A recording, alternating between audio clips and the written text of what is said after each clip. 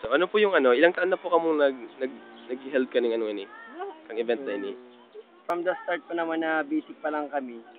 So, yearly na talaga to, traditionally na nagkakaroon ng RAAPI.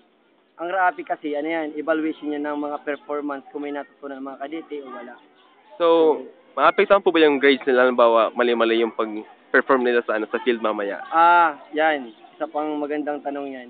So, mamaya, kung mali man ang sagot nila, hindi nila alam, siguro minus points na lang yan. Minus points. Minus points. So, for example, tinanong, hindi alam, 0.5 na lang siguro yan. May mga consideration naman kasi yan. Okay. No, tapos niyan, kung ilan ang kabuuan na bawas, yun ang ilalagay doon sa evaluation.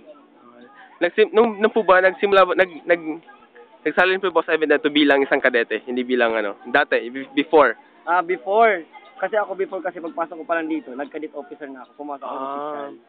So, hindi mo experience na katulad sa kanila, hindi mo na experience. Na-experience ko din yun, kaso lang ano na ako, nasa gidon kasi ako nun eh. Okay. So, siyempre may mga talent ka, dito sa mga mataas-taas na ano. I see. Ano pong pangalan po tapos rank? Okay, I'm Cadet Lieutenant Colonel Mark Anthony Pantaleon, First Class Corps Commander of this University.